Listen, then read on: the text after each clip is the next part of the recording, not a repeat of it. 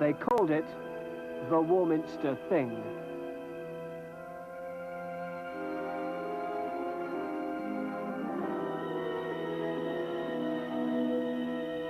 I saw this thing go over what they call the thing, you know, and it was exactly like a railway carriage, you know, lit up. It started up overhead there, and I saw it and watched it right out of sight, right over the hills.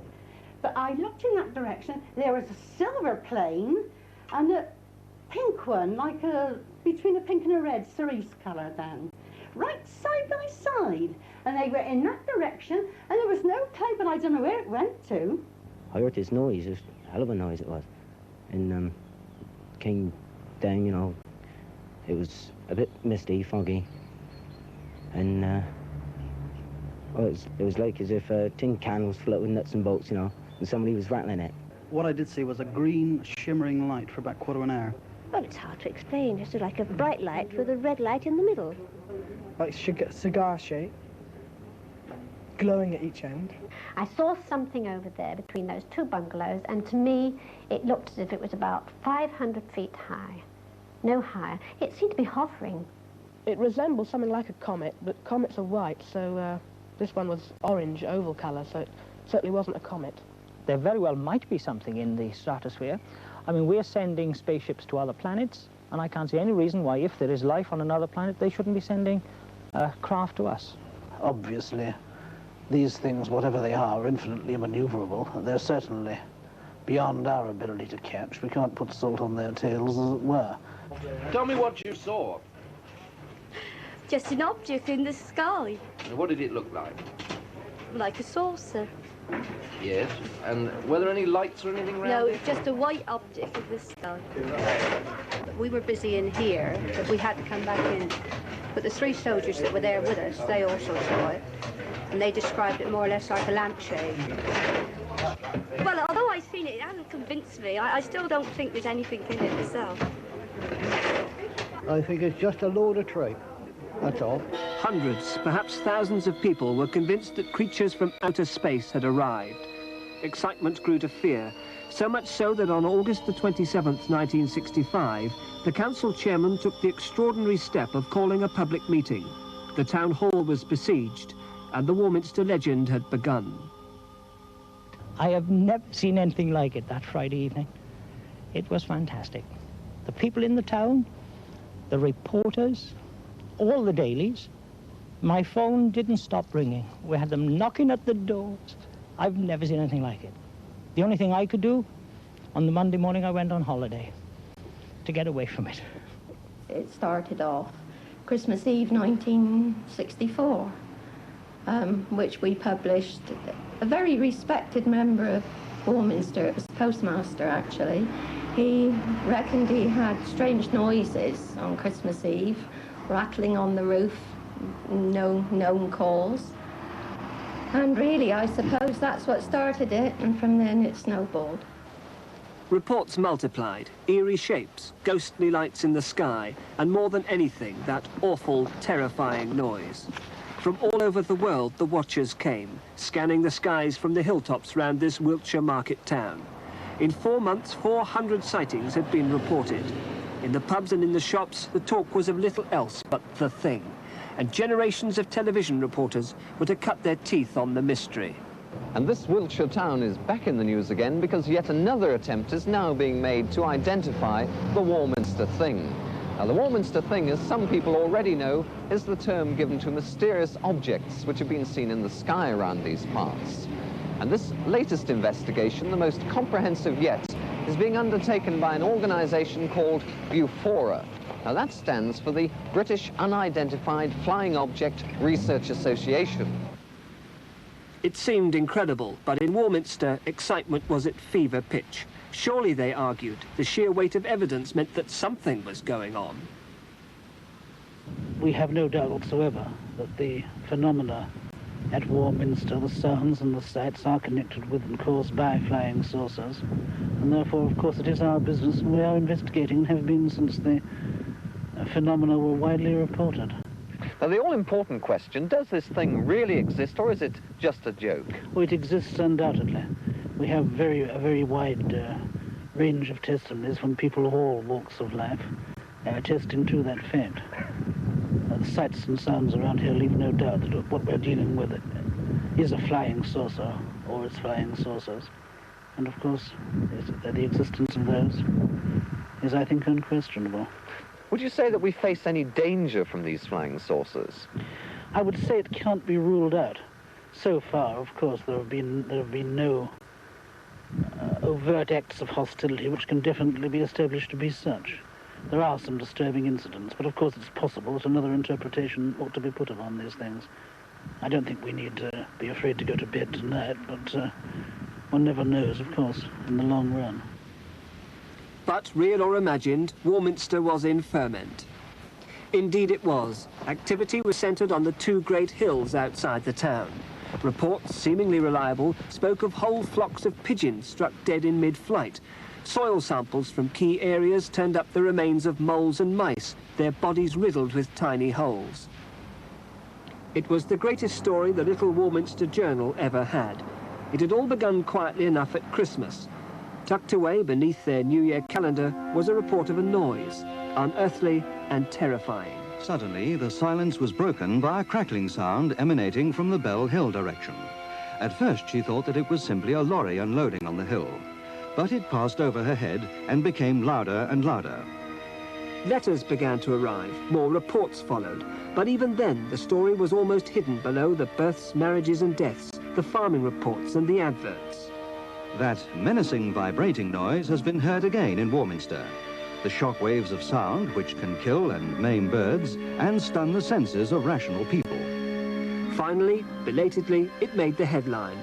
And after that, and for the next 10 years or more, stories about creatures from other planets became part of the staple diet in the newspaper columns. Barely 2 days after the public meeting held in Warminster Town Hall to discuss and try to identify the thing, it has been seen by at least 5 people over the bank holiday period. Whether you believed it all or not, the stories of the experiences of the people of Warminster became ever more gripping. He was shaking in every limb when he staggered indoors. His family were most concerned, but it was some time before he told them of his peculiar experience on that walk through the darkness. He saw nothing. It was a noise that made the strong lad's knees knock, the same weird crackling sound. People were rushing here from all parts of the country who were interested in UFOs. We hadn't heard much about it until then, but we had a number of callers at the office wanting to know what was going on, and they were going up on the plane and spotting at night and staying up there all night. Well, by the time they'd been up there in the dark and looking at the sky, I think they saw a lot more than was really there. Obviously, some people really thought they saw something, but I'm sure that everybody who's been out and looked at the stars, by the time you've stood gazing at them for 10 minutes, they all appear to be moving about. But one photographer, Mr. Gordon Faulkner, had better luck. He managed to take a picture of a flying saucer that hit the British press in a big way and then went round the world. Mr. Faulkner, in fact, has done much to put Warminster on the flying saucer map. This is how he got his picture. I had a camera with me. I was taking it down to my sister who wanted to borrow it. And, well, as I say, I just had the camera with me. And pure luck, I just undid it and took a picture. The object was staying still all this time, was it, or was it moving? No, it was moving. But moving slowly? It was moving fairly fast. I wouldn't like to say how fast, but I couldn't say how fast. Now, some people have said that when they try to take a picture of one of these things, there's been some mysterious force or radiation that stopped the camera from working. Did you find this? It didn't stop my camera from working. Have you had people say that this picture is a fake? Of course I have, yes. I mean... What do you say to them when they say that? They're entitled to their own opinion. I know it's not a fake. And it doesn't really bother me what other people think. Some people, nonetheless, are distinctly bothered. Colonel Allen, for instance. Well, I think the whole thing's a lot of nonsense. Why do you say that? Well, to begin with, there isn't a single authenticated sighting by somebody who's, shall we say, qualified to give an impartial scientific assessment of the sighting. Now, you believe, I think, that it's possible to fake photographs of these objects fairly easily. In fact, you've done it yourself. Yes. How have you done this? Yes. Well, I had one colour film left on a reel, and so I produced this. And this is exactly what? Well, the flying object was actually drawn on a piece of paper and cut out in outline, and then photographed against a blue bath towel on the ground, whilst I stood on a stepladder leaning against the wall of the house. And I moved the camera slightly as I took the photograph so as to blur the thing. And what are the reactions of the believers to this photograph? Have you shown it to anyone? Well, no, I've kept it fairly quiet because I had intended originally to bring it out, whilst admitting it was a fake, next time the thing blew up, as I'm sure it will do. In fact, it is doing now.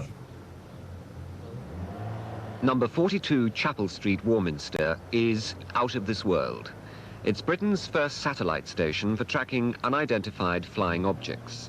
Using binoculars and a high-powered telescope, the UFO brigade are mixing up a storm in the Wiltshire heavens, looking for close encounters of the third kind. Well, I was in the army at the time, and it was way back in '64, and myself and two friends were down the local park, just over the road there, and we saw these people looking into the sky, and lo and behold, there was a UFO. Well, I think it was a UFO. It was a cigar-shaped, you know, the typical grey cigar-shaped, and it hovered for about 20 minutes over the church, and that was over the actual town.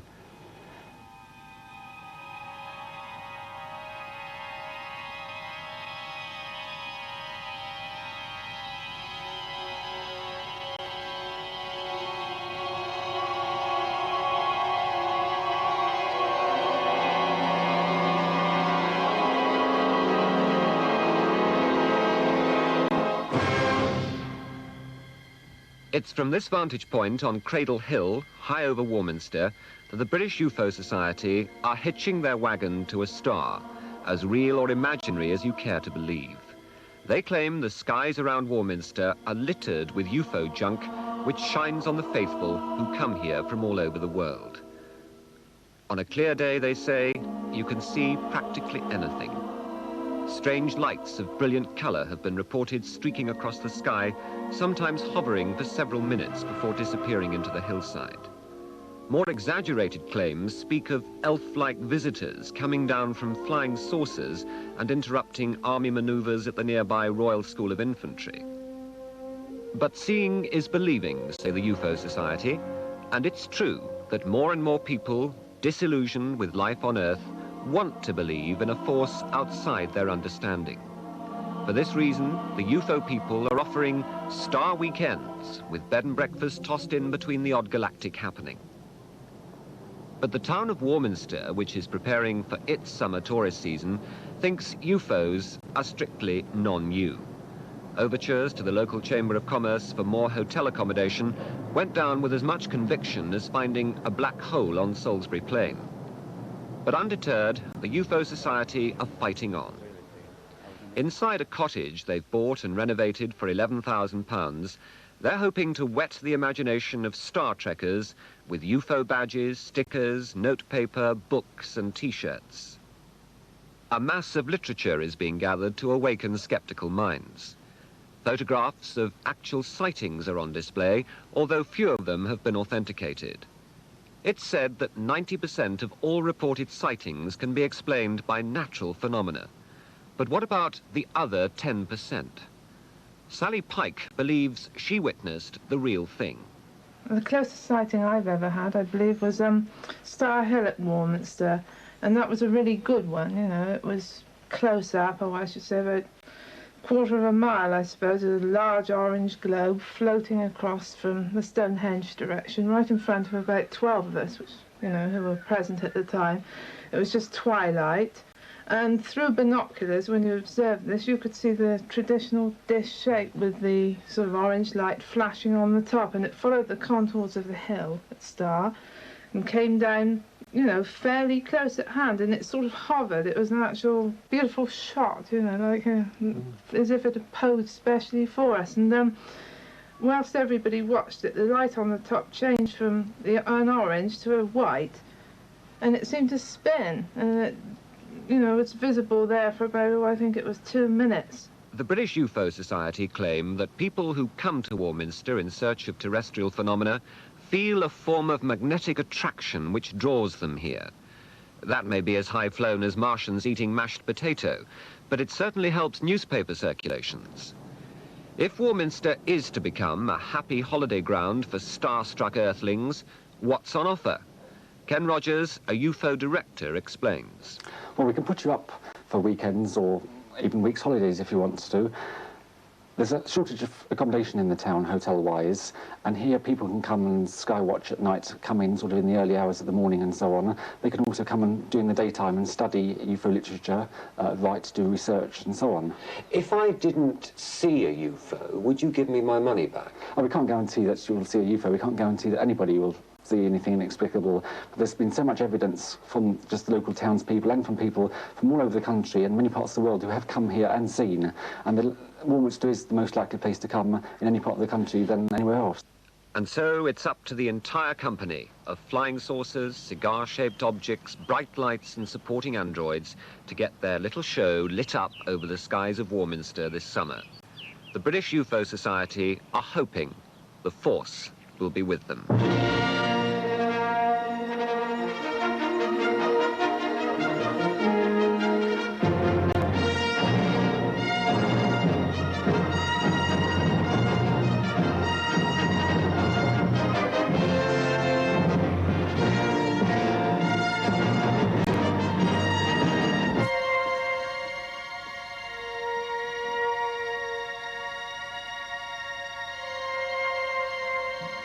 It's the interplanetary traffic which singles out Warminster. For 2 decades, it's been haunted by the thing or things buzzing local airspace.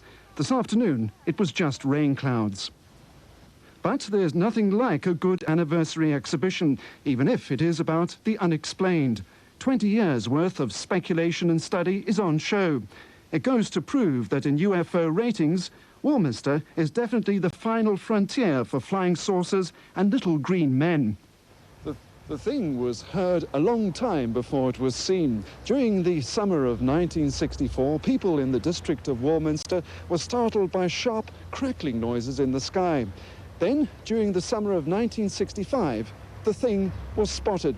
Here in the village churchyard of Heytesbury, the vicar, his wife and son were mesmerised for half an hour by a fiery red cigar shape in the sky. It was the first of many sightings to come. It sparked a sky watch. Space groupies with telescopes camped out. Scientists from all over the world came to study something that mostly wasn't there. The lucky ones witnessed strange sights.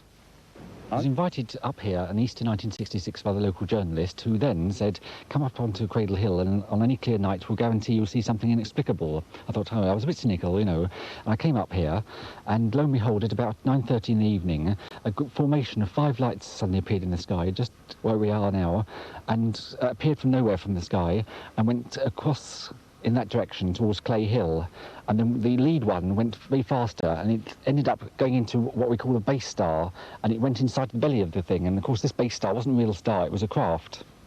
And no logical explanation for that? None whatsoever. It wasn't the army, it wasn't aircraft, it wasn't a weather balloon. As far as I'm concerned, it's a UFO.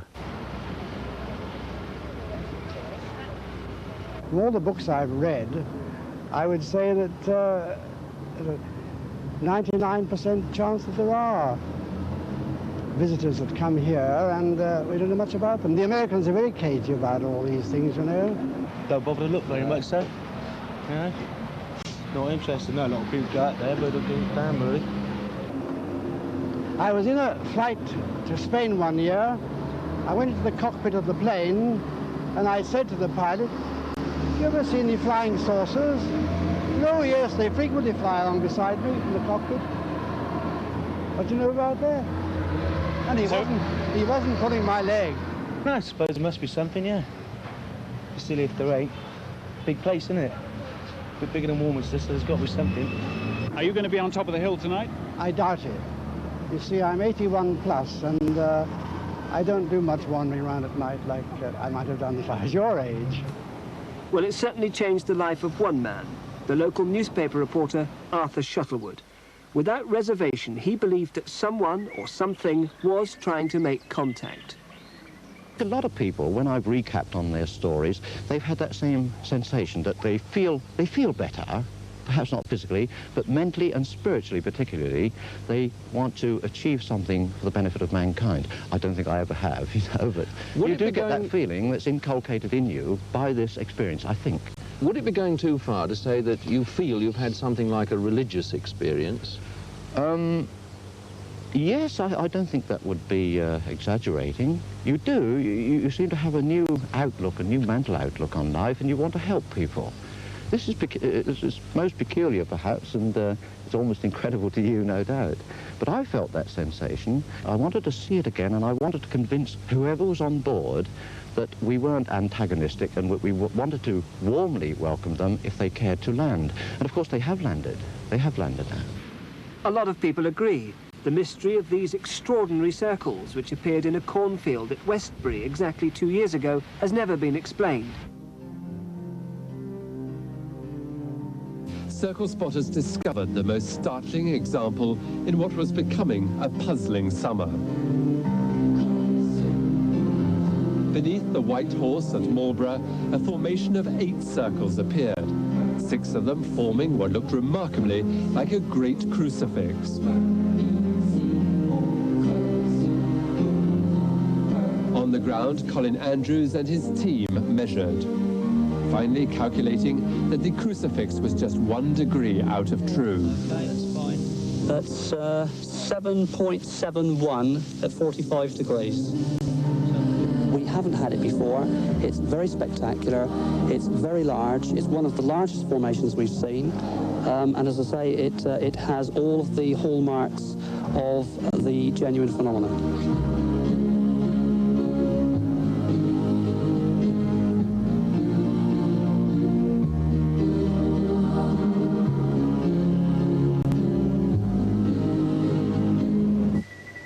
I think we are looking at a new form of energy. The vortex itself, I believe, is created by a new kind of energy, probably related to magnetism. I think the magnetic field of the planet may well be being manipulated in an intelligent fashion. And the evidence is beginning to support the theory that there is an intelligent, a thinking behind this. Mr. Andrews claims to have been consulted by the government and the royal family about the circles. He says the circle phenomenon is building to a climax. Now he wants government money to fund further investigation.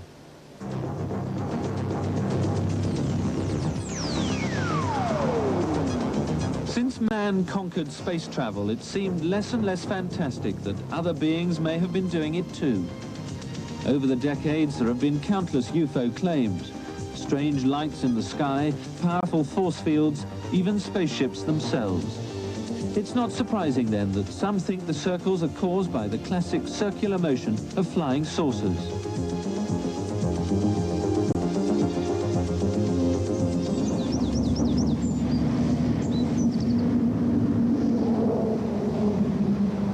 The aliens may have materialized in sleek craft at the speed of light, but it was in his three-wheeler that ufologist Ken Rogers came to Wiltshire last week on his favorite holiday. A few days UFO spotting in the Wessex Triangle. He's been convinced since he was 16 that intelligent beings from another world started human life on Earth, and they now return to monitor our progress. He's president of a UFO group called the Unexplained Society. But he has an explanation for the circles, that they're the marks left by alien spaceships. What you'd first see is a strange glow up in the sky. It would then come down, you may hear a strange sort of buzzing sound or high-pitched whine. Then it would hover and then gradually sort of, if you can imagine it, materialise into a saucer-shaped object, and then gradually come down, hover, then probes would come out of the sides and probe into the crop. Very few UFO sightings have actually shown a convincing link with the circles, but a Wiltshire couple reports seeing lights and feeling a strange force field when they walked into a circle near Silbury Hill. Basically, we had a very powerful experience whereby we found the place where this UFO or spaceship landed, and there was a strong energy there, which we could definitely feel. And when I was looking at Hannah, the whole sky went pitch black, which was, before that, a fiery sunset, and she became shining white light. I also saw the horizon, which was the beautiful sunset, turn pitch black, and Richard embodied in silver light. Also, I had a lot of heat going through my body and through my arms, and it was just an incredible experience. The skeptics say even if UFOs do exist, why would they leave such obvious marks in the Wiltshire corn? There's two schools of thought here. Either they have left the calling cards, letting us know that they've been here, that they are watching us. Secondly, they probably are landing in other areas as well, and it's only we actually see them when they land in the fully grown crop fields. Even the UFO believers are divided. Some groups say there isn't any real evidence to link them with the circles.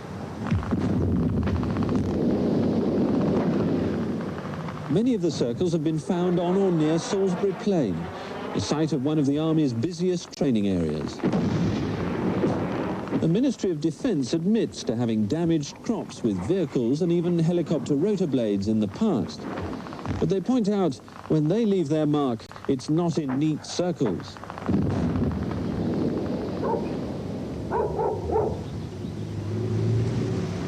Circles have even cropped up on Army land. Today, their range control officer is visiting a tenant farm on the edge of the Imber Ranges. Hello, Bernard. Hello, Major. We've got some more circles out here. Yes. Hello, Major. Yes. 2 years running, Bernard Elliott and his wife have woken up one morning to find their barley has been flattened. Same as they were last year. That's right. You discovered this. Yes. This year, it's been one large circle and 4 satellites. So not spiky like it is now. No, it's obviously no, grown up since right, then. that's it, yes. Right. What's the military doing in this area? As you know, Might Bert, cause something like this. well, we behave ourselves on your land, or we do our best to. I can't think of any military activity, and I've checked the range calendars, that could have caused this, either ground troops or vehicles or aircraft. I mean, it's really just a puzzle. If it isn't the Army, Mr. Elliott reckons it's either a hoax or an alien visitor. That space up there is that large, and if it's as big as people tell us it is, well, we can't be that naive to think that we're the only people in this universe. The Army has taken the problem so seriously, they've even used vehicles and helicopters to conduct their own experiments to confirm they're not responsible. But with the experimental airbase at nearby Boscombe Down, couldn't the circles be caused by secret radar or communication trials? I've been through the whole list of exercises and trials, and there's nothing that would possibly produce the sort of effect that we've seen today. But they wouldn't tell you about it anyway, would they? But I know before they come on here, they have to actually tell me what they're going to do. And I'm always at liberty to go and inspect and see what they're doing. And I've seen, or I'm aware, that the sort of equipment that have been trialled here would not produce that phenomenon. Even if the military is behind it, it seems highly unlikely they'd have kept it hidden for so long, even if they needed to. As for alien visitors, it still remains strange that no one's ever seen a spaceship making such obvious marks in our crops.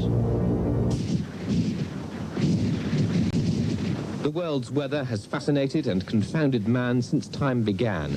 Although its mechanisms are now largely understood, it remains an untamed and sometimes mysterious force of immense power.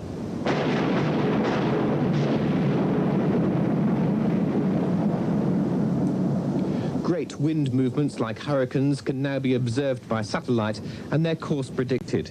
But now there's talk of something new in the skies, an invisible atmospheric force which leaves not destruction in its wake, but beautifully formed circles.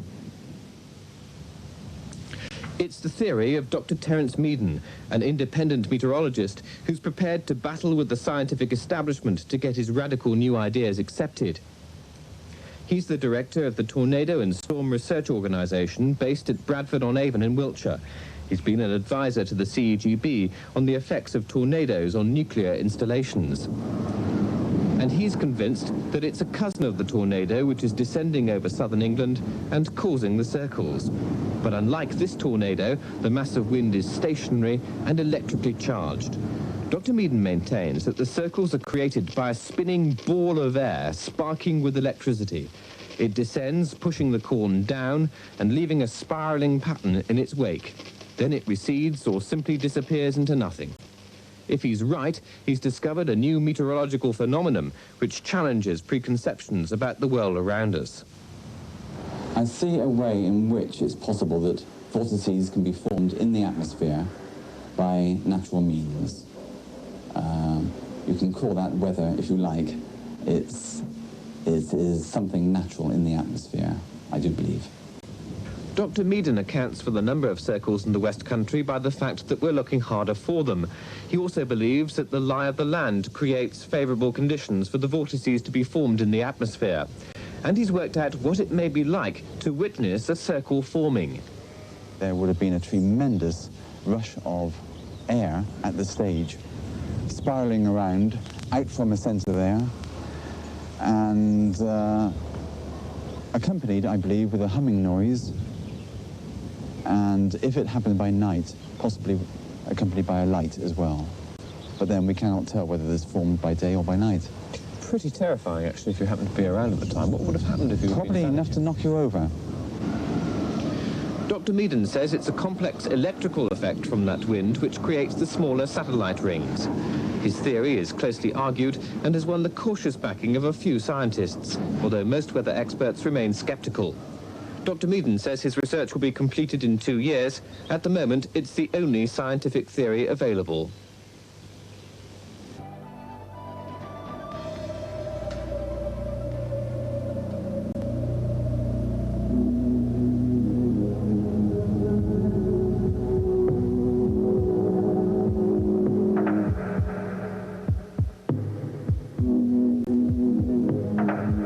Something very odd's been going on in the south of England.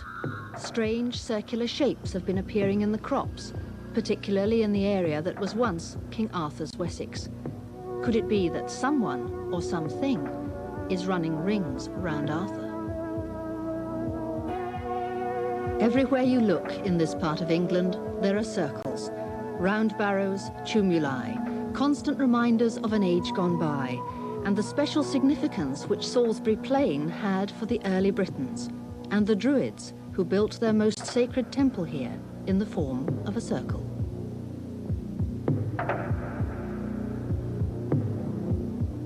Crop circles have been found as far afield as Brazil and Japan, but here in the south of England they're being recorded at a rate of about 100 every year. There are those, however, who believe that a different form of airborne transportation is actually responsible for causing the circles. There's a lot of military activity in the area. Middle Wallop is the main base for naval helicopters. A few years ago, Colonel Greville Edgecombe was surprised to find the finger of suspicion being pointed at his pilots. A local farmer or landowner around here rang up and said, "What are you chaps been up to?" And I said, "What?" And he said, "My corn." And I said, "Let's have a look." Trundled over, and there are these extraordinary circles in his corn. And he was doing it light-heartedly, but quite clearly it wasn't our helicopter. Well, why was it quite clearly not your helicopters doing it? Well, when you see these, the corn is laid down in a spiral circle, and the edges all around the circle are absolutely untouched, absolutely sheer. Where the helicopter, the wind from the helicopter blows down and out, and the grass or the corn would be dished out in a saucer. A helicopter produces a wind downwards, and that is not going to make an absolute sheer cut. You couldn't possibly do it, because the helicopter would have to, even if it could make it into that spiral, would have to arrive in one spot and disappear again without even moving to get a perfect circle that you end up with. It's absolutely impossible.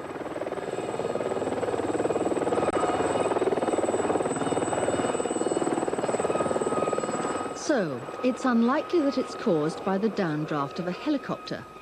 We have a good eyewitness account from Melvin Bell, who lives in Wiltshire, and who, when riding on horseback one evening, saw such a circle being formed. This was near Bratton, and he said that the spiral circle was laid out as he watched it, and that in addition he could see dust and debris spiraling upwards around the edges. All there was really was like a whirlwind, very much the same as you would get in a shopping precinct, where rubbish just goes in a circle and comes out from the ground. And it just left a circle in the ground, and really that's all there was. This is what I've been using to explain some of the more unusual properties of the crop circles.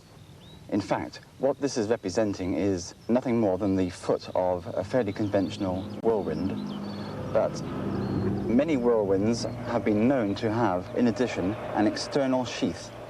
And if an external sheath of this sort also comes down to ground level, then one will get simply an annular ring cut out into the crop. And is it possible that the outer circle would turn in a different way, would spin in a different way from the inner vortex? That is a necessary consequence, really, of the conservation of angular momentum, that the two are turning in opposite senses. Of course, not all crop circles have an outer ring. Others, like the ones Colin Andrews showed me, have two. I mean, as far as this formation is concerned, it's only the second time throughout the world this has ever been seen. Well, that's with the two rings. That's right, with the two rings. But one of the things that surprises me is that this is going a different way from that band and from the band there. One's going clockwise, one's going anti-clockwise. That's absolutely consistent with everything we see. These structures are a balanced entity. The other thing is, I mean, you've got the crop is standing perfectly around the edge of it, isn't it? I mean, is that fairly common as well? Yes, it is. It's bolt upright. There is no lateral movement whatsoever. It gives very much the impression that something either from underneath or from above has pushed itself into the crop without any lateral movement whatsoever. Are there any other phenomena? There are a number of fringe phenomena events which we feel it is worthy of our time. One such event occurred on, I think, 10 days ago, just over the brow of this hill here to the southeast at Kilmerston, a village called Kilmerston. A lady there rushed out into her back garden after hearing an extremely loud bang to find that a galvanised water trough, cattle trough, containing about 80 gallons of water and weighing approximately half a tonne, connected to an underground water pipe, had propelled itself through the air for no apparent reason without touching the ground once. The water, I should add, had disappeared. What explanation have you got for that? Frankly, I have not got an explanation. We are looking here at a relatively new phenomenon, a very important phenomenon. This is happening throughout the world and cries out for understanding.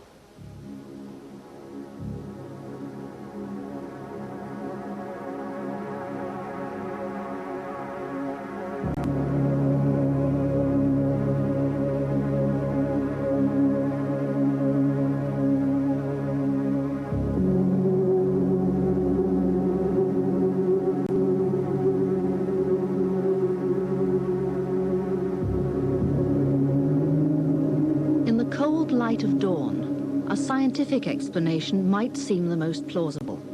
But why are the circles here in ancient Wessex? Could it be that the answer is hidden in the mists of time? I think Stonehenge might well have a part to play in all this, particularly with regard to this country. We noted some time ago that the dimensions of these formations were consistent with the dimensions of the circles within Stonehenge itself. Not only that, but that some of the ley lines running through and to Stonehenge also, we feel, may well have a part to play in the location of these things. So, what secrets lie under the ancient burial mounds? How important are the ley lines? Are the magnetic fields? Or is it just an unhappy coincidence that brought the pilot of a Harrier jump jet into this area on the 22nd of October 1987? Shortly after takeoff, all radio contact with the plane was lost. It was found flying without a pilot over the southern tip of Ireland and later crashed into the Atlantic. The body of the pilot was later found not far from Stonehenge. Only yards away, in the same field, were 4 crop circles. I was there within an hour and a half of the report of the unfortunate pilot's body being found. What were your feelings when you visited the site? Well, clearly of sadness for the loss of the pilot, but frankly it sent a chill down my back, the fact that I had previously had an inner feeling when I heard about the accident of the aircraft, not knowing even where it was, or where it had actually taken place. I just literally had an inner feeling that there might well be some association with our phenomenon, and it turned out to be absolutely precisely so. I can't account for that. And what about the UFO that Pat and Jack Collins reported seeing one night on Stockbridge Down? As we came over the brow of the hill behind you, then... You said to me, didn't you? Cool, look quick at that. Yes. There was this circle with lights all around the edge, and would appear to have been spokes which were also lit. I saw this enormous big thing. It was like sort of looking at a great wheel at a fairground. It looked that size. Like Jack said, it was lit up the whole way round, and the spoke with the clear, like electric light bulb lights, and the like spokes of the wheels of this wheel, and they were all lit up as well, and it was standing up on end. By the sound of it, Steven Spielberg was pretty close to the mark when he made Close Encounters of the Third Kind. What did the philosopher say once? There are more things in heaven and earth than are dreamed of in our philosophy. I don't know. Oh, I definitely think it's something, it's not from this earth. Because, as I say, they're so... The way the corn is swept around in them, and you've got the 4 evenly spaced where I should think feet have come down or something out on the... You get the great big one in the middle, and you've got the 4 outside ones. I mean, they're so evenly spaced that it's got to be something like that. Talking about feet on the ground, the military kept pretty quiet about this 4-legged friend.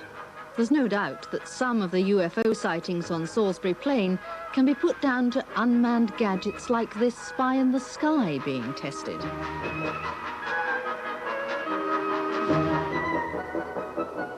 Astronomer and country parson, the Reverend Inge, had until recently a parish near Salisbury Plain. Mr. Inge told us how he deals with people who believe these things come from outer space. 2 ladies wrote to me from an address in Bristol, and they said they were walking on a hill, a high hill outside Warminster, and suddenly, without any warning from a wood nearby, 2 of the strangest little flying machines they'd ever seen suddenly shot up into the air with a terrific noise, and flames and smoke, and they disappeared right up, and away they went over the horizon. And they were so astonished that they thought they must be seeing things. They didn't like to mention it. And they did take the trouble to sit down and write about this. And in that connection, I want to say what they saw, I'm sure, is what has already been shown on film at the BBC, a film that came from the United States, of these one-man helicopters that are jet-propelled as well. You have the rotor over your head, and the man has it strapped on his back. And I met another man later on, as I say just now, he actually saw one of these come down alongside his car, and he stopped, and he saw the man pull out a map, consult the map, see where he was, fold it up again, put it in his pocket, crash helmet and everything, and press the button, and away he went up in a sheet of flame. Now that would frighten the life out of anybody if they didn't know what it was, and the stories about men coming from outer space would be almost justified in that case if you didn't know what it was. So there is nothing to worry about. After all, none of these things has killed anybody yet, or as far as I know, injured them, except perhaps the brave people that are taking part in them, and then you don't hear very much about that. But would you go so far as to encourage ordinary people to think these did come from outer space, so that the services could carry on with their experimenting behind this sort of smoke screen? Would you go that far? No, not a bit. I wouldn't. That would be deception, wouldn't it? I would simply say, look, you've seen something that perhaps you weren't supposed to see. I can assure you that there's no danger from it, and if you see it again, just remember that it's really in your own interest and in the interest of this country that these things are happening, and just go to sleep on it and don't worry about it. So I'm personally, my message to the people of Warminster is, don't forget that you live on the edge of the perimeter of an experimental area where brave men are doing experiments in connection with all three of the forces. You're the editor of the local newsletter about UFOs. What? A lot of people do say it's the army around here that are causing the Warminster Thing, but we've traced back through history that cases occurring before the army came here, and also we've got cases on record of army personnel out on manoeuvres actually seeing things themselves that they can't explain. What about the answer lying in the soil? Have they examined that theory equally closely?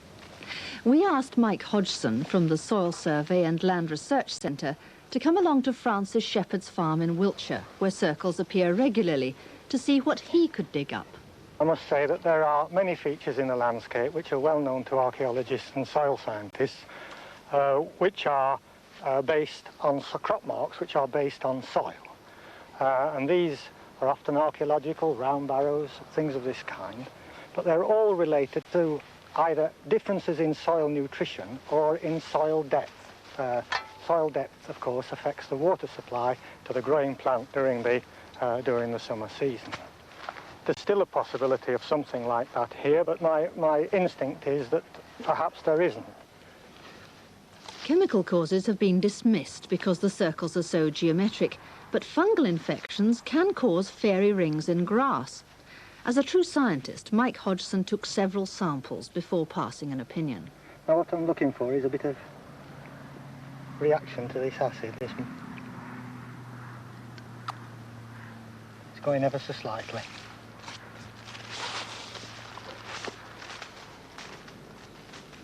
What do you think causes these crop circles? This particular crop circle, I remain agnostic. Certainly not little green men. I would always, being a soilsman myself, I would always look for a terrestrial cause for this. And I'd like to stress it's very often, even if it's a fungal disease, the fungal disease could be related to soil. Francis Shepherd doesn't believe a word of it. History of this field is that my family's owned it for about 4 generations, since the late 20s. And we've had a period of about 60 years without seeing any circles at all. And then in 1983, rather a shortage of news in the newspapers. And a Daily Express reporter reported seeing a circle here early one morning from the top of the hill behind you there. And I've got a view that perhaps he might have made the circle for a story, because next day there was a 3-page article in the Daily Express, which is a heck of a lot of lines in a national newspaper about crop circles. OK, why do you think it's a hoax? Well, because if we look into the centre over there, you'll see that that ground has been trampled down much more than on the edge, because I reckon a group of people have linked arms, walked round in a circle. The person on the edge has travelled fastest than the chap in the centre who stood on the spot. Therefore, he's stood the corn down more in the centre. You can clearly see this.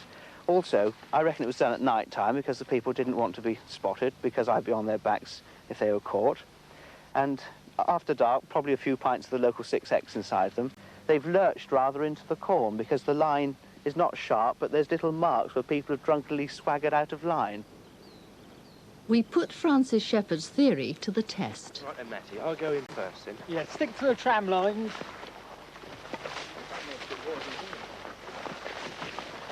We enlisted the help of a young farmer's tug-of-war team. Would it be possible, we wondered, to create a crop circle without leaving any trace of human involvement? They looked surprisingly practiced as they made their way down the track left by the sprayers to the spot that we'd chosen. They were armed with nothing more than a stick and a bit of old rope.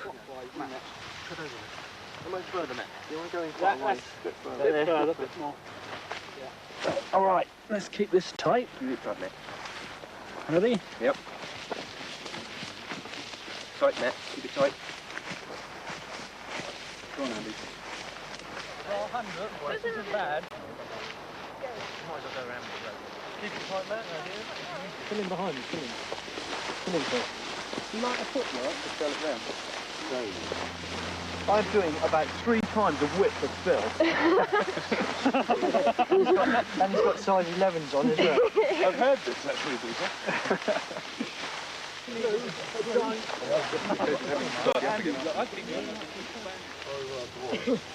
It was roughly at this point that serious doubts crept in, and all thoughts of little green men were replaced by images of large ruddy ones. Got to cover up the scorch marks. Can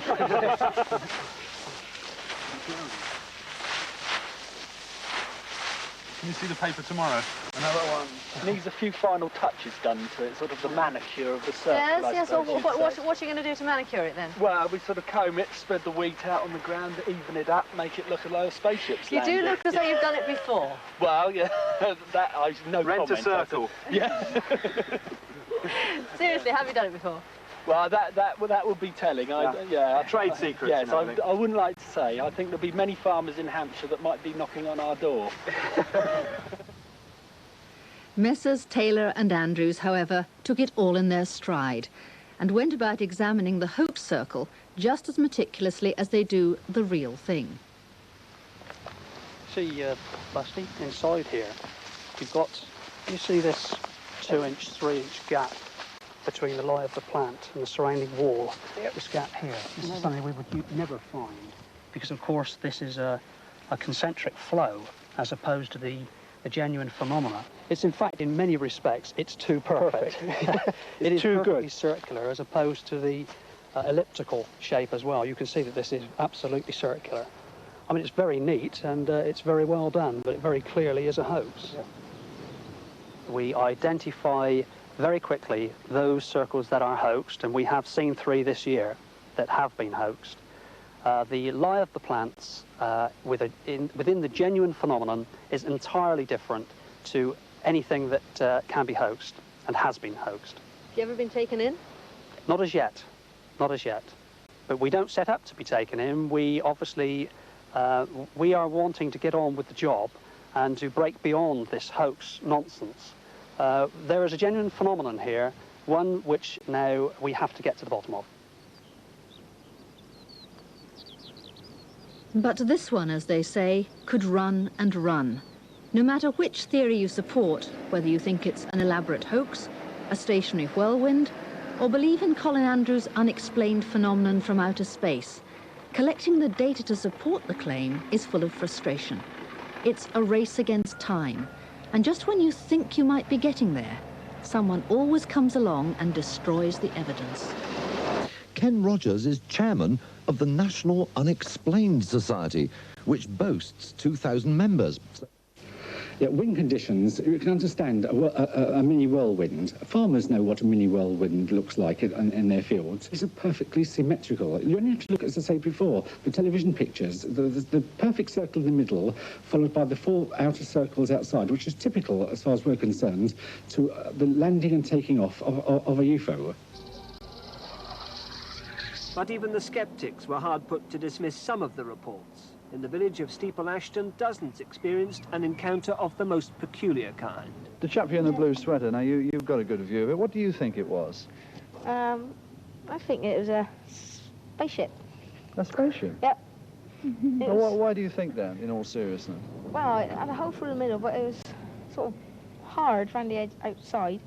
The clouds couldn't pass through the outside of it. Could go through the middle, though. Have you ever seen anything like it before? No. Not nothing like that. And how long were you able to see it? I was up in the window, I saw it about 3 minutes. 3 minutes? Yeah. Was it sort of hovering, or...? No, it was just going around like a wheel, just going over. Now, you got a good view of it. Describe it to me.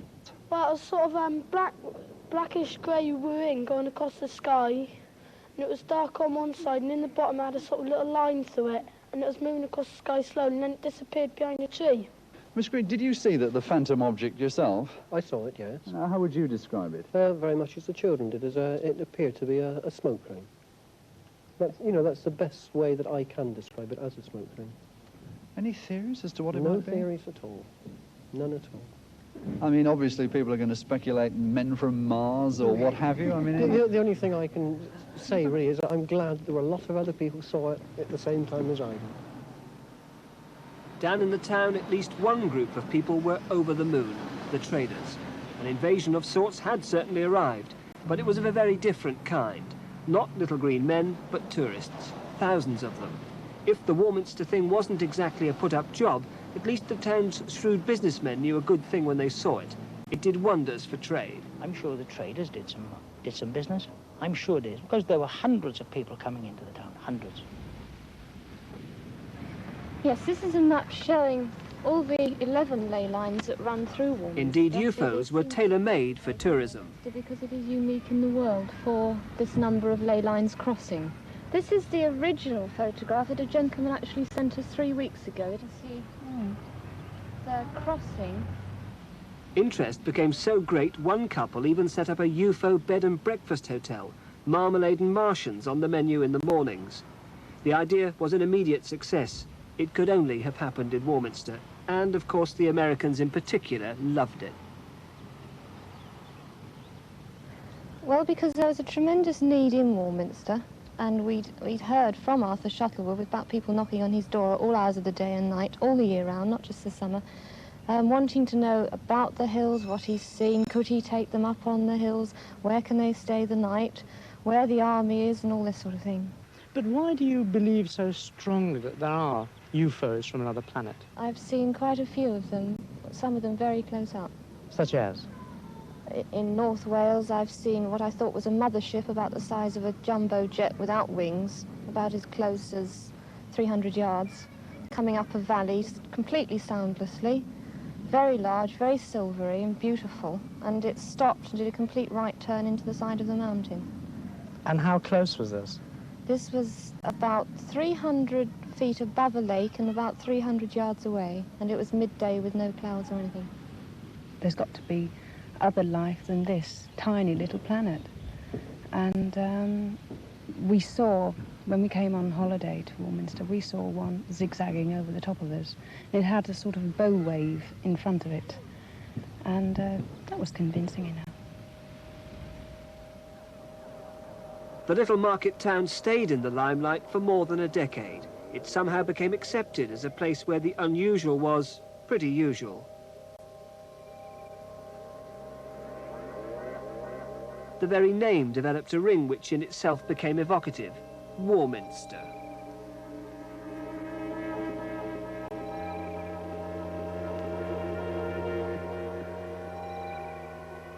But why here? It's true the town stands on the edge of Salisbury Plain, a mysterious enough place at the best of times.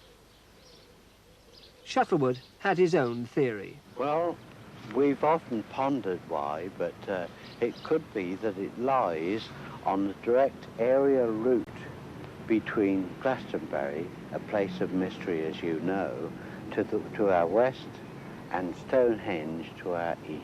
On that direct aerial line is where the majority of UFOs travel. It's amazing, the number of books have been published on it. The Warminster Mystery, more UFOs over Warminster, UFOs, Geese in the New Age, Warnings from Flying Friends, all just about Warminster. Most of the UFO books you pick up now in America, you look at the index pages and they've all got chapters about Warminster in. It's incredible, the amount of interest outside the town that's been created by this strange UFO phenomenon. It wasn't a publicity stunt, it wasn't a hoax, you were quite genuine in what you think you saw? There have been one or two hoaxes, yes, over the years. People have sent up lighted balloons and so on, but they haven't really sort of fooled us. And you can look back in history. In the 1920s, the local head postmaster collected folklore and legends of the area and strange stories about ghosts and poltergeists and so on, because they didn't know about UFOs then, because they're a modern technology thing. UFOs probably are the ghosts of modern technology. Well, yes, I think there is something, but what, I don't know. Do you remember the UFOs and space? Yes. Did you believe in it? Well, I think there might be something funny about this guy thing. There's so much in the air that you can't really tell. You sound as if you might just believe in them. Well, I don't know. There might be something in it, but I never found anything. Not myself personally. So you don't really think they came from outer space? Oh, no, no, not yet. I think they might later on, but not yet. Are they going to come back one day? Well, history shows that possibly that they did come back in the 60s, because, as I say, in the 1920s there were strange phenomena, and in a book called The History of Warminster, written 115 years ago, there's a whole chapter about phenomena in the town, so it may well be a recurring thing. It's just that it happened in a time when we were into spaceships, travelling to the moon and so on, that we've used this UFO label. We've termed them as spaceships because we're living in the space age. It's possibly a phenomenon that's part of this town, and always has been, that reoccurs, and depending on the time scale, like once it was called angels and demons and things falling out of the sky, and now we term them as flying saucers. It must have been about 8 years, probably more. We're going towards Westbury to pick my son up, from Warminster, to pick my son coming on a train. I had my other son with me, and it was pelting down with rain, and we saw this thing coming across the sky like a cigar that had been reported, and we didn't believe anything probably till the next day, and it was reported in the press that something was sighted on the way from Bradford-on-Avon towards Frome, and this was right in the flight. So I mean, what could you think of it? Whether it was just a cost of living going up quicker or something, you know, there's nothing we could decide on, but people really do believe there is something. We have sent voyagers into space. Why can't other people be sending them to us? Now, on that basis, I think there could very well be something. I'm not personally convinced, but there we are. They were sceptical when certain people postulated that this Earth planet was round. They were proved wrong. The evidence shows, the weight of evidence, there's files and files of it, that something definitely strange happened in this town. A few people, 2 or 3, have come to me, or approached me, but not in any sense of worry.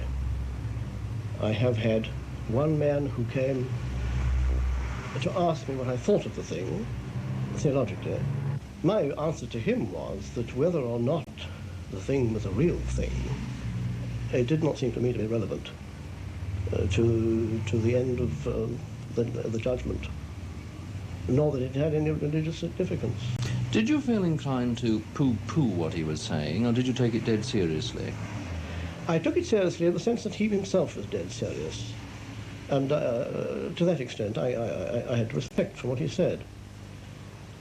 But this attitude is one which I find personally very difficult to cotton on to, because I don't think that, speaking theologically, that God works in these ways. Whenever I come to Warminster now, I'm always reminded of an American television film about a little town in the States where the people were perfectly normal by day, but come the night, they became zombies, taken over by aliens from outer space. Well, Warminster folk certainly look as if they're controlling their own lives. UFOs take the vari-coloured shapes of glowing spheres, luminous pear drops, ovular jewels that range from blood-red rubies to winking diamonds of flashing lights, from lustrous daytime pearls of shimmering surface to fiery emeralds that decorate the nocturnal heavens with fluorescent brilliance. Wow! But people were seeing or hearing strange things. I just suddenly said, there's a light up in the sky. He rushed out to get his little telescope. So we all had a glance, and sure enough there was a shining object. Well, having investigated this phenomenon for the past 3 or 4 years, my principal conclusion is that it is due to an object coming into our atmosphere from outer space. It was like a cigar, like a big cigar just going up along the sky. You sure of that? Well, I got 2 daughters and I swear on their lives. It would seem that E.T. or whoever else was involved has gone home. There are those who are convinced it was the military, testing devices on Salisbury Plain, just a hand grenade's throw from Cradle Hill. This is how one writer described the UFOs. Seen through a telescope at night, a hovering spacecraft is a glorious firefly of radiating colour changes, pulsating from centre to outward edges in a continuous stream of patterns, white, amber, green and red. Well, cynics like me might say, just like the flashing lights of a military helicopter. Ah, well, all part of Warminster's history. Or is it?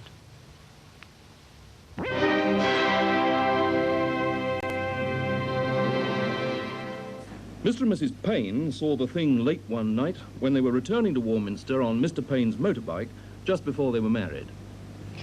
Well, we saw these massive sort of discs appear from a clump of trees. And I said to he was my boyfriend then, good heavens, what on earth is that? And of course the bike had broken down, you see. And he said, well, I've no idea. So we stood there looking at it, you know, bigger and bigger, and came towards us. It was absolutely just struck down. We didn't know what it was. A few miles outside Warminster is the Elizabethan mansion of Longleat. Nigel Mingay, the son of Lord Weymouth's butler, describes the thing as it came his way. Well, I was out one night, and a friend who I know, who lives just across the road, he said he'd seen it. But I didn't believe him, but he told me to come out, so I went out with him, and we walked around for about half an hour, and then we were sort of looking around the sky the whole time, hoping to see it. But we were just on the verge of coming in when we saw it, and it went right across the horizon. Yes, where did it go exactly? Well, if I can show you just out here, it appeared from behind this tree and went right over the sky and disappeared just before it got to that tree. And what did you feel like when you saw it? Well, I was surprised, not shocked, but I always had an open mind about it. But now I believe in it. How many other Warminster people believe in it? Or perhaps we ought to say, how many Warminster people are willing to confess that they believe in it? So far as we can judge, there seem to be believers, disbelievers, and don't knows in about equal proportions. And quite a number of people in each category appear to be more than a little worried about the whole business. The story ricocheted round the world, for example, after the first big sighting of the Area Cigar, which was to the south there. And that was by the vicar and his family of Heytesbury, 17 young people at Warminster, the hospital physiotherapist, Miss Long, the Horlocks, who described 2 flaming red pokers, which is rather graphic, of course, but I could see what they meant. Having seen the thing myself now, I think I can see what they meant by that description. Now, would you tell us exactly what you did see? Well, I saw, this will always be indelible on my mind, because it was 3:42 p.m. on the last Tuesday, that's September the 28th, the last Tuesday in September, and I was going upstairs. We live in rather a high-up flat over a Monumental Masons. They call us Death Row, incidentally, because we have the hospital, doctors, undertaker, and then we're the Monumental Masons next door. But apart from that macabre observation, I went upstairs and I was completing a story for a magazine which is coming out in April on a woman lion tamer who can also tame all sorts of jungle cats in the same cage. Mary Chipperfield, you've probably heard of her. And I went up for my notes, but my attention was arrested by this huge cigar shape in the sky. Now, had I normally been walking underneath that, I'm sure it would have assumed the proportions of nothing but a dense white cloud. But from the angle of vision that I had from the top of our house, I could see a peculiar hump, a yellow or an amber burnished protrusion from the top. And I'd never seen anything like this in all my life. And it was 9 months after this thing started. And I honestly don't think I'd been conditioned to all that extent. Although I've lived in the centre or the vortex of this mystery, let's face it, it is a mystery. But I wasn't convinced, even in spite of the high calibre of witnesses, I wasn't convinced that this thing existed. But I saw this with my own eyes. I dashed straight away for a camera. I got the camera lined up, and the setting was about 8. It was a beautiful, clear afternoon. Out of the window, this thing came along over Colloway Clump, which is over there, northwest to southeast, gliding along, a gentle giant in the sky.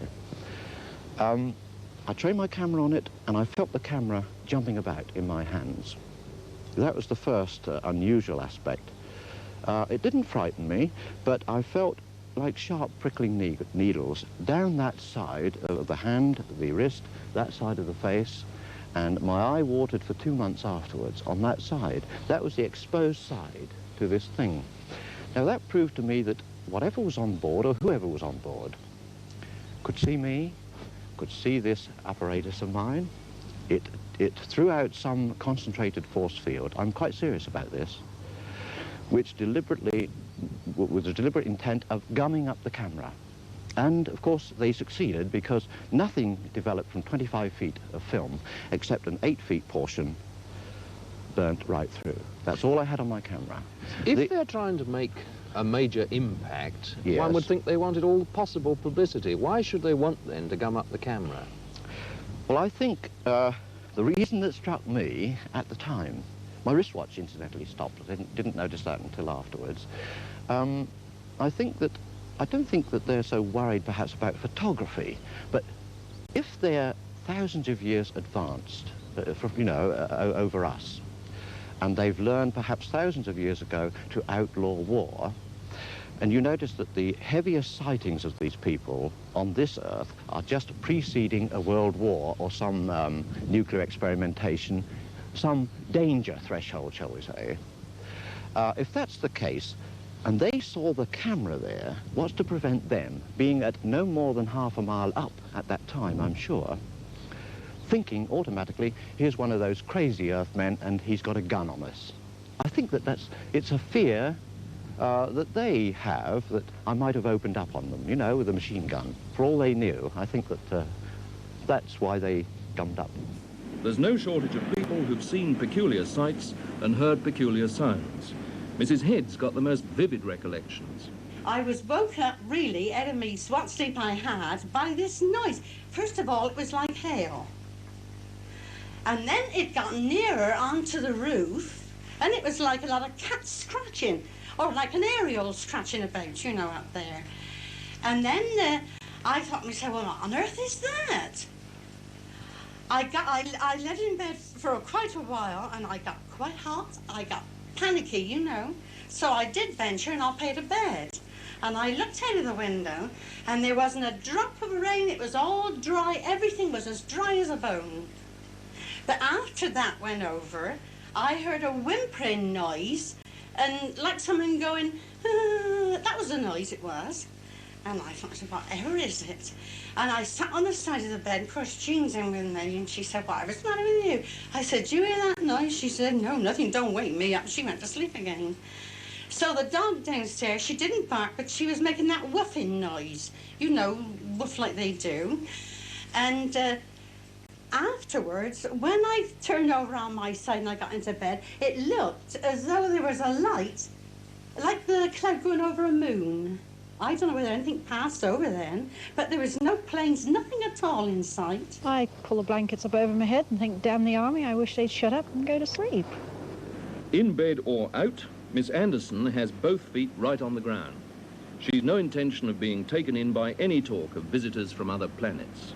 Last summer, I got up one morning, looked out of my bedroom window, and we had got army in green camouflage jackets with leaves in their steel helmets romping round the estate yard and the withy beds beyond. We could call those little green men, I suppose. Now, what do you think about this general mystique that's developed about these objects around here? I think it's a pity that so many people are ready to make categorical statements about a thing that nobody has bothered to investigate. As far as I have been able to discover, there has been no coordinated observation, no scientific inquiry as to what's happening. Various individuals have seen various things and have immediately drawn their own conclusions. Well, if there's anything going on in brackets kind of thing, I'd like to know what it is. If there's any nice little men about, spares, sort of from Venus, Mars, anywhere, have them come here by all means. I mean, we'd like to know them. And if it's giving people something to talk about, will bring trade to the town, fair enough, go on with the whole thing. So we continued to watch it for a while, and then it started this very erratic movement again. So I said, is it a star? And he said, no, it isn't. And then he believed, as well as me, that there was definitely something around. I believe in it because, whereas those who haven't seen it don't believe it, those who have seen it must believe in it. It's as simple as that. Those who see, believe. Those who don't see, scoff. I don't believe them. Just don't believe in it at all. I think there's something that's it's not proved. I just don't believe they exist until they are actually proven as a thing, you know. I mean, they can show photos, but I think there's something to explain it all. But this is a fact. I have seen it. Oh, I have seen it too. As a matter of fact, we were coming over the plain one night. We were travelling rather fast. I just overtaken some. My wife said, "Stop, stop." Well, it appeared to be round to me. But my husband was driving rather fast and he wouldn't stop to have a look at it. So... And then when we got home, she explained to me this is the thing she had seen herself before and she wanted me to stop to see it. But I myself have only seen the movement of it from terrific distance at terrific speed. That's all I can tell you. And I firmly believe in it. It doesn't bother me. I'm a Christian. I don't care about it at all. Have you seen anything else since? Yes, I have seen it once, I think a few months later, as I was looking out of one of my back windows. It was above the trees, and then it was swaying. Did it look the same? Yes, it did. It had the red light as well as the previous one. What sort of shape did it have? Well, it's round. You know, I can describe it. You can't really describe it. Just between those two bungalows, over there, I saw this thing, and it was very bright white, but it was sort of dome-shaped, you know, like a saucer. Mrs. Atwill, a pilot's wife, had a most moving experience, after which she'll never feel quite the same again. The noise woke me. Tell me about the droning noise. They were like sound waves. Never heard anything like it before. Never. Loud? Oh, terribly loud. That's why I can't understand why my neighbours didn't hear it. Because I'm not a light sleep. I sleep soundly. And none of your neighbours heard No. this? No. Even my little boy was fast asleep. I went in to see him. I was too frightened, really, to think. I shall never forget it. It was about here in this direction. I live over that way. And it'd be about 500 feet high, I should think. Very bright and very white. And obviously metallic. I didn't see any lights on it. But it was the noise which frightened me. It was a terrible, high-pitched, droning sound. I just don't know how to describe it, because I've never heard anything quite like it before. John, what sort of things have you seen in the past? Well, since I've been here, it's 1969, I've seen a lot of things from this area here, Cradle Hill. Mainly orange pulsating objects. A couple of years ago, when the spasm started, I've seen things coming over here from the north here and from the east here. Quite good objects, very low, pulsating orange globes of light. Definitely not aircraft. Apart from these objects and the white pulsators, which are quite numerous here, I have seen a landing at Star Hill, which consisted of 3 revolving lights coming down. Yes, on August the 27th, 1969, I saw 2 points of light in South Wales coming this direction. I'm not wholly convinced that they were UFOs. They were merely points of light, but they zigzagged and they did appear, from maps, they appeared to be coming towards Warminster. Other people saw rather spectacular things on this hill that night. They saw 2 objects. They sought them here. They sought them over there. They sought the things over there. They sought them everywhere around here. Some of them thought they even saw them, but others had rather different views. It's the beer around here. What? You mean it The gives people UFOs. hallucinations? Yeah. I saw a big ball of fire go across coming from the camp way towards Froome. They came from Boscombe Down. Air ballooned with the doofers on.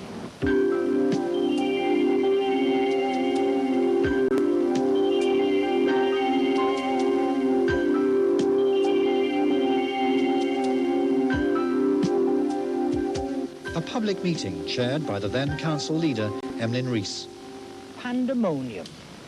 There were hundreds of people there. It was scheduled to start at 7:30.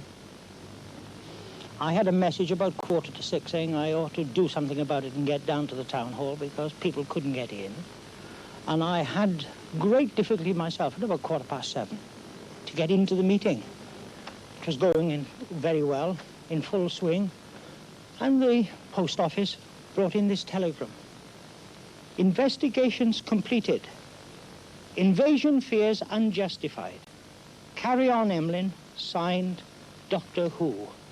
Of course, this was quite a relief at that time, and of course everybody burst into fits of laughter. I had an innumerable amount of letters. A lot from the United Kingdom, but a vast number from America, and quite sensible letters. And I replied to them all, and I've had quite a lot of correspondence in the intermediate years. I've had nothing in the last 5 or 6. It's died its natural death. Warminster Society did spawn the British UFO Society, tenaciously scanning the heavens today. Back in town, traffic still flows, earthly mortals still shop, but the cash registers do miss those heydays. I keep an open mind. Why Warminster?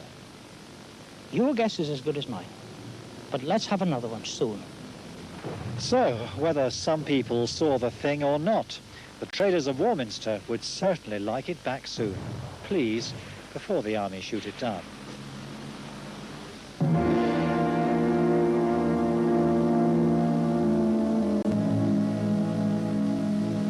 I hate to say this, it sounds a bit big-headed, but I've seen dozens of them, and I've been quite convinced in my mind, you know, that these are not just satellites, they're not just roving planes or helicopters. These do extraordinary things, maneuvers that nothing that we know can do in Earth concepts. You've seen them here behind you on the side of Cradle Hill? Here, over the copse there, over an ancient Iron Age settlement and fort there. Beyond us here at Clay Hill. I've seen them in this vicinity for the last 6 years. All those years ago, someone else moved to Warminster, drawn by the unexplained happenings around the town. This face on the hillside in 1966 was Ken Rogers, and time hasn't altered his views. Same man, same place, 19 years later. Was it all just mass hysteria? Ken Rogers doesn't think so. He says his time wasn't wasted, and he still believes there's something about Warminster. You actually moved to Warminster because of the UFOs? Yes, I felt that at the time that there were things happening. The authorities and the scientists weren't taking seriously enough. I came down here and I interviewed lots of the local witnesses, and that convinced me, I think, more than anything. And they're really down-to-earth local people. I had nothing to gain from sort of lying or imagining these things, and they all sort of told a similar story. Strange noises on rooftops, followed by sightings of fiery cigar-shaped objects in the sky. Not just there were all sorts of people that saw these things. The local vicar and his wife, the hospital physiotherapist, the head postmaster. So what sort of things did you actually see then up here on Cradle Hill? Looking back, I remember seeing shimmering orbs of light in the sky, silver discoids. Things called amber gamblers, things that, orange lights that suddenly would appear in the sky and sort of gamble along before suddenly turning off at right angles and disappearing into thin air. You were amazing. I was absolutely convinced that, and probably still am convinced, that Warminster in the 60s was invaded by either extraterrestrials or visitors from interdimensions. I mean, the evidence alone shows that something strange was happening. Up on the hill, Arthur Shuttlewood was convinced something was happening. He gathered dozens of reports from local people, ordinary folk who, in the words of one observer, were not easily given to flights of fancy. Or were they? Shuttlewood, a former policeman, had no doubts. The figures, they're rather round-headed, very tall, between 7 and 8 feet tall. They appear to have no neck, as the joints straight down onto the shoulders.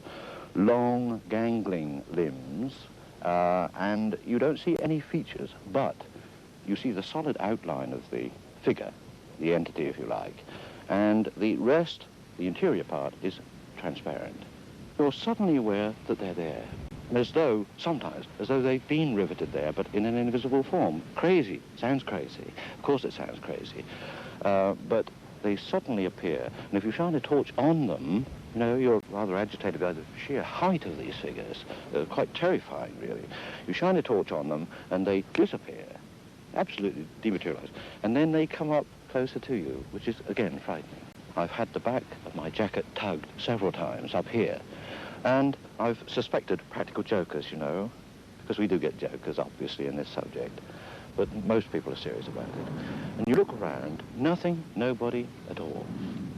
The watch went on, but many of the locals remained unimpressed. If there was an answer, they had it, murmuring darkly of the military goings-on round Salisbury Plain, and the secret experimental aircraft establishment at Boscombe Down. Heaven alone knew what they got up to over there, but Shuttlewood knew better. I think that originally they came from some planet about 3 million years ago, this one cosmic surveying race, and they begat man in the image that they then were. So they come back with parental concern now to view us every now and again.